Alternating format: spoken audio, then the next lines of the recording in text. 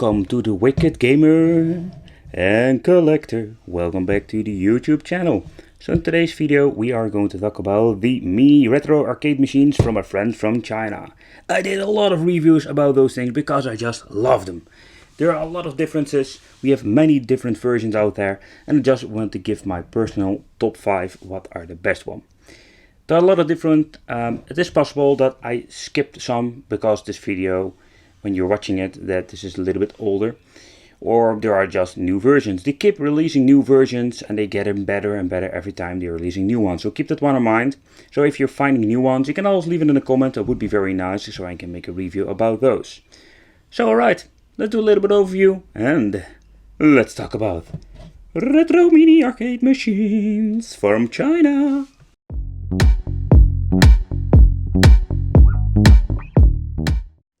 Alright, for number 5 I have chosen these cabinets, and the reason why two, because basically the internals are exactly the same, and I'm going to give you a closer look why.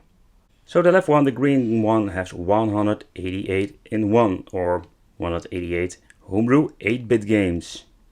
But the right one, the cabinet itself is a little bit bigger, but the games itself 248, all 8-bit Homebrew games. The menu on the right one, or left one, depends how you want to see it, it's a little bit different, but the games itself are exactly the same. Okay, let's search for the games. It doesn't start. Oh, you need to press the A button. But you can see exactly the same games. I have an idea, the left one, the screen is a little bit bigger than the right one, but that is not something that I say, alright, that is a big positive thing that this thing needs to deserve another spot. So if you talk about the game quality, and they are all just 8-bit games, I can enjoy them. For example, this shoot 'em up, I really like it. But this is what you're going to get with a lot of these little mini arcade machines. It doesn't really matter how many games are on it. They are all homebrew games and sometimes a lot of crappy games and maybe some double. So, for example, the Action Portable Mini Arcade had exactly the same games. So that's the reason why I share number 5 with these two cabinets. Keep in mind, it doesn't matter. I did a review about a lot of the cabinets with all the same games. Then we're going to get which cabinet is better. The other one has a little bit bigger screen, the other one has a bigger cabinet, but at the end they are exactly the same.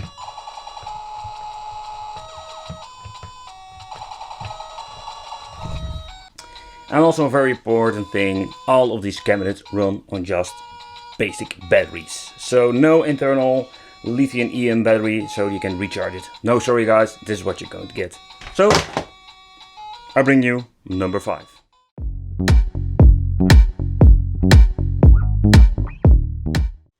So for the number 4, I am putting these cabinets, and the reason why is not because they look very nice. No, yeah, they look very nice, but that is not the point. This is what we call the 16-bit homebrew games. But alright, so the casing itself, I really like it. I think these are very cool. Especially the left one, it's very nice. But if you look at the layout, it's all got a D-pad, A-B button, start select, and then the reset button. And so far I can see, this time the measurements of the screens are exactly the same. These have mono speakers and both work on batteries. No rechargeable power pack inside. So even with these two cabinets we have a little size difference if it comes to the LCD screens. I love the background sound. It's more like this old elevator music. So when you're powering on the system, this is what you're going to get. It got some basic, very basic games in it. I gave you a little tour of the one at the back, but basically they are all the same games. This is 16-bit quality, so in other words it looks way better. For example, this game, it is a very nice game. Got a very nice touch to it. Rip off from Street Fighter, King of Fighters and everything you can think of, but that's not the point. They even have the Hadouken moves. You can get one, I can do it too. It's a little bit slow, so this is what you're going to get. But this is more what you're going to get with the 16-bit homebrew games.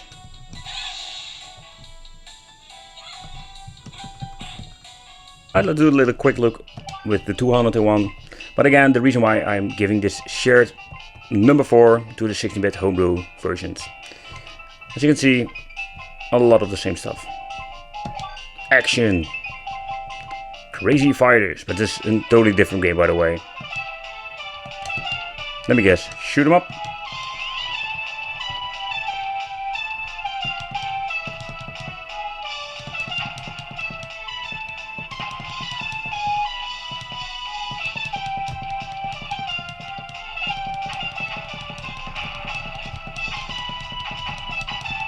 So therefore I'm giving the number 4 position to the mini arcades with 60-bit homebrew games. They are not the greatest game I've seen, but they are fun to play. Really fun. Some are not bad at all. So the cabinet quality is all of the same. Same buttons, same layouts. Maybe a little bit smaller, bigger screen, but this is what we're going to get with the 16-bit homebrew games or homebrew mini cabinets.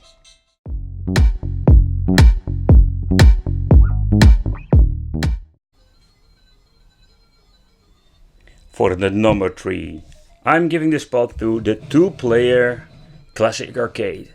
I did a review a very long time ago, and I must say this cabinet, I think this is one of the unique versions.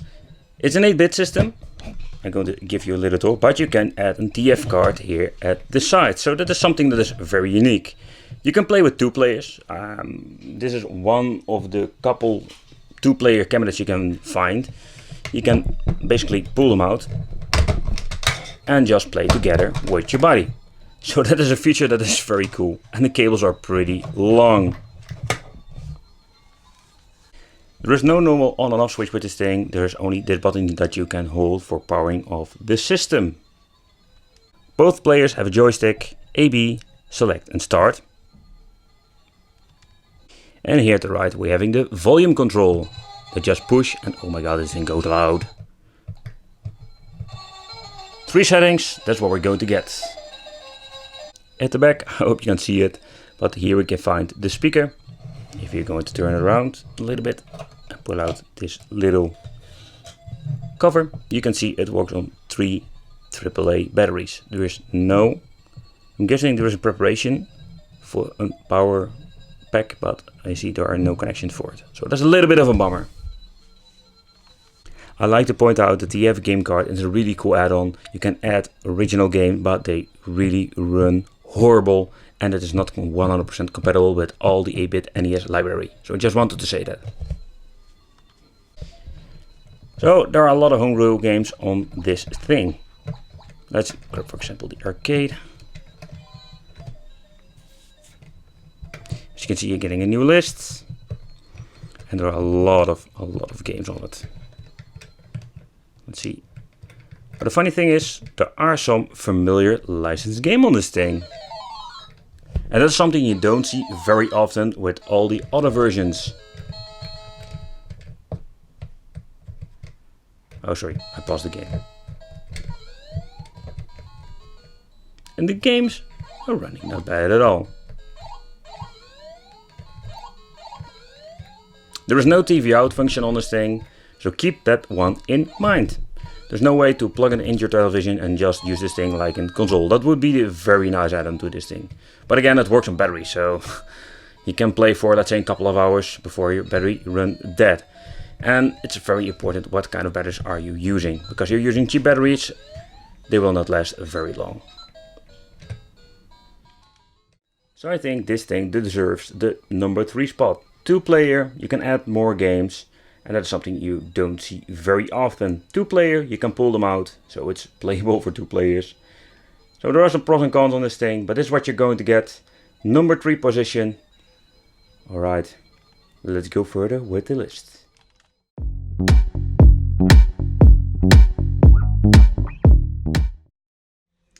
So for the number 2, I have selected this Candy Cap Mini Collectible. recently did a video about it, so don't forget to check it out. I'll leave a link in the description for all those mini cabinets. But what you can see here is a very tiny cabinet. The layout itself is all the same. AB, this one got reset over here. Start, sound, and an on and off switch, and an eeny meeny joystick. But this is one of the main reasons why I chose this for number 2. The games itself. This one is a very naughty little mean machine because it's containing a lot of licensed games. It got 268 games, but the amount is not very important here. No, the reason why is just it has a lot of good games. So the games itself run pretty decent on this thing.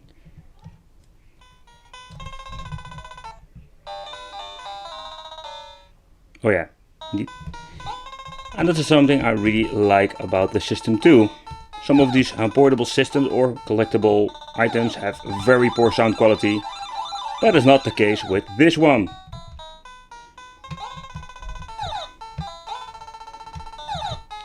Even for this tiny joystick, the controls are very good.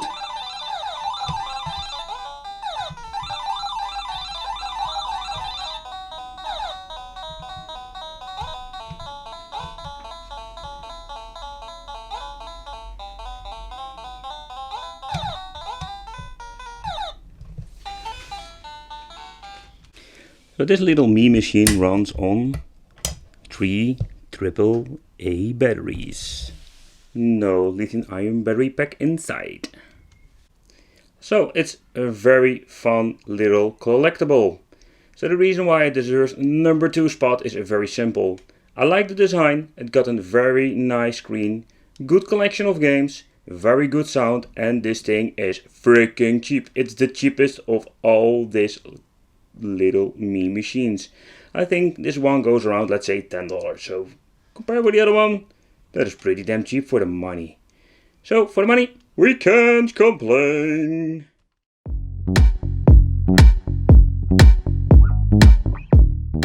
So for the number 1, I have chosen this 181 arcade machine. But now you're thinking, hey, but what's the difference between the number 5 and number 1? This is very simple. No, I'm not talking about the buttons, those are exactly the same. A, B, start, select, reset, and the joystick. First of all, I really like the screen itself. It's very high quality, very big compared with all the other ones. And I like this little bezel that is around it. So what I think is very cool, it's very loud. But as you can see, it got a very good list of games. A lot of homebrew games. A lot of crappy games, of course, but that is what always with these portable systems and collectible arcade machines. No, we cannot add games, we cannot remove games, but that is something you don't see very often with these machines. You're going to get stuck with the games that you're having on this one. But in overall, very nice games. The emulation itself, it's not the best like all the other ones. Okay, let's play the game Mappy, for example. It sounds pretty nice. Very good controls. Very loud.